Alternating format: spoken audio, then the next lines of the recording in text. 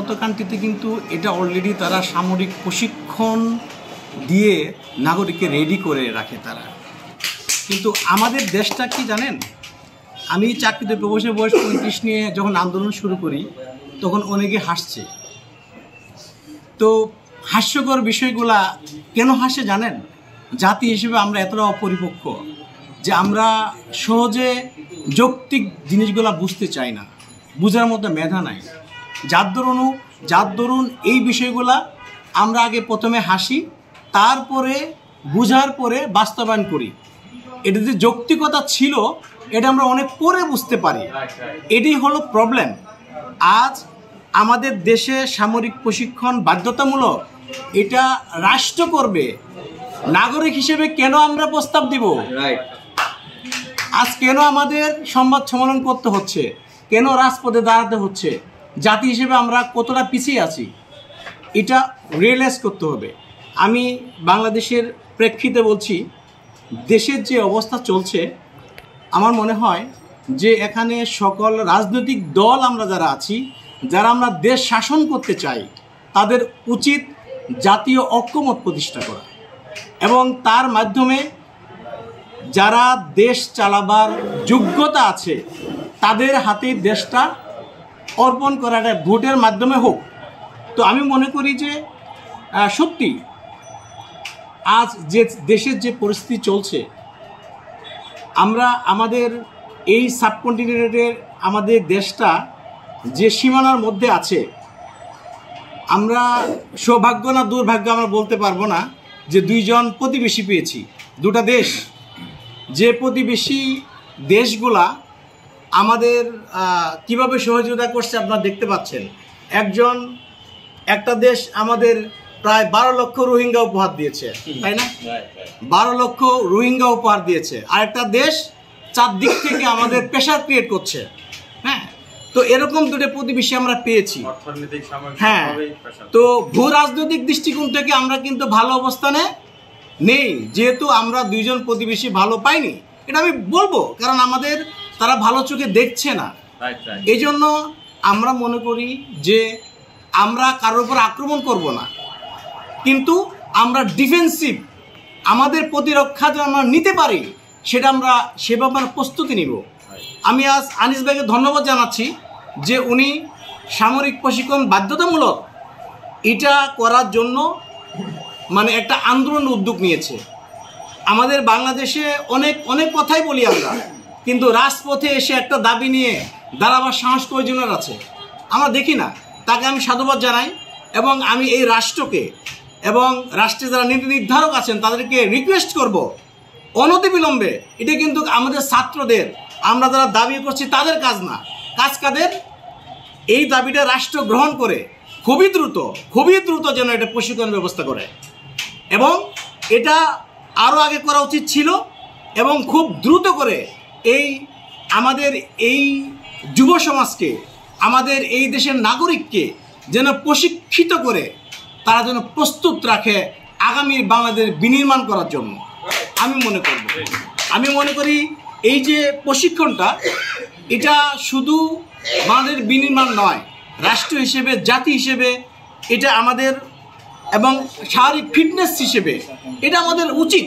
এটা আমাদের ফিটনেসটা গ্রো করবে। একজন নাগরিক যদি অসুস্থ থাকে, একজন ভাই এখানে বলে গেছে যে আসলে একটা কষ্টের বিষয় কি জানেন, আমাদের বাংলাদেশের শতকরা 90% মানুষ এই দেশে নাগরিক হওয়ার যোগ্যতা রাখে না। তাদের অবস্থান কি জানেন? আমার দেশের যে সার্বভৌমত্ব, আমাদের দেশের যে ভালো, আমাদের দেশের যে স্বার্থ, এই জিনিসটা তারা বুঝতেছে না। কি যে বুঝে না তারা তাও বুঝে না।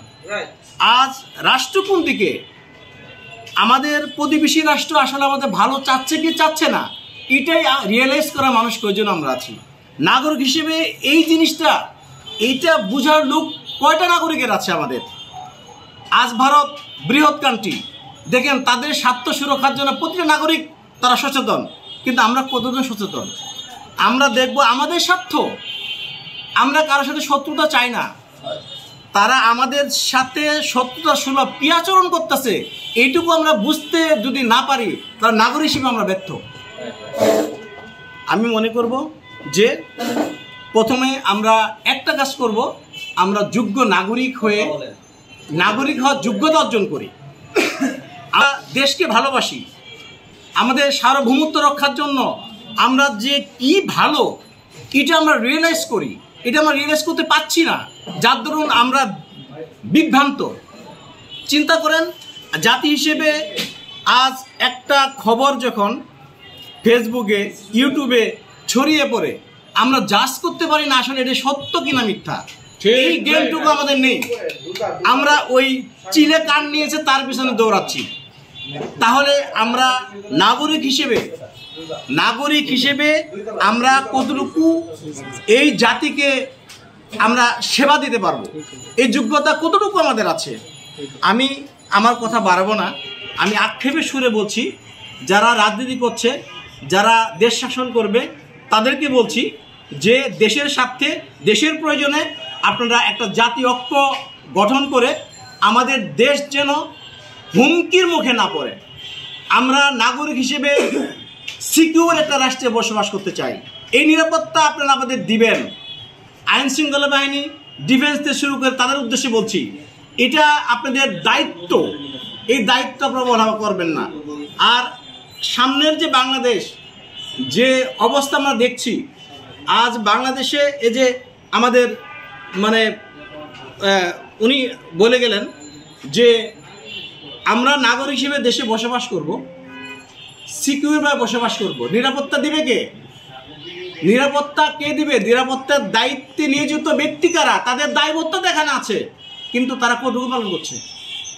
কেন তুমি রাষ্ট্রের বেতন খাবা, আমার পকেটের টাকা তুমি চলবা, তোমাদের স্যার ডেকে প্রণাম করি আমরা, কিন্তু সেবাটা দিবে না, এটা কেমন হয়? সেবা দিতে ব্যর্থ দায়ভার কে নেবে?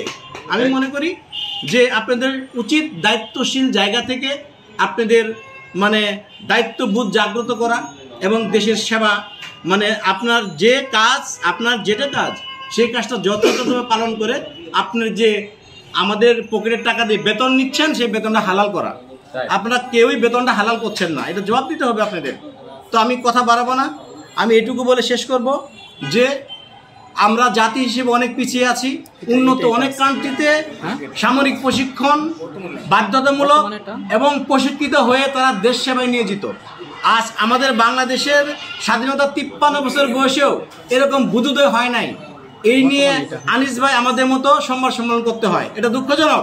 এই জন্য আমি অনতিবিলম্বে এই বাংলাদেশে যারা আছেন, আমি মনে করি ডক্টর ইউনূস স্যার, উনি গ্লোবাল সেলিব্রিটি এবং উনি, আমি মনে করি উনি আমাদের এই চিন্তাটা, আমরা যা ভাবছি, আমরা যা রিয়েলাইজ করছি, এটা জাতির জন্য কতটুকু প্রয়োজন উনি রিয়েলাইজ করবেন এবং উনি এটা বুঝতে পারবেন এবং দ্রুত বুঝে এটা যেন একটা বৃহৎ আকারে গভর্নমেন্টের পক্ষ থেকে এবং ডিফেন্স যারা আছেন তাদেরকেও আহ্বান জানাচ্ছি, তারা একটা প্ল্যান পরিকল্পনা নিয়ে খুব দ্রুত যেন এই বাংলাদেশের ইয়াং জেনারেশনের স্বর্ণযুগে আমরা বসবাস করছি, এই ইয়াংদের যেন প্রশিক্ষিত করে জাতির সেবায় নিয়োজিত করেন, এই আশাবাদ ব্যক্ত করে সবাইকে ধন্যবাদ জানিয়ে শেষ করছি। আসসালামু আলাইকুম।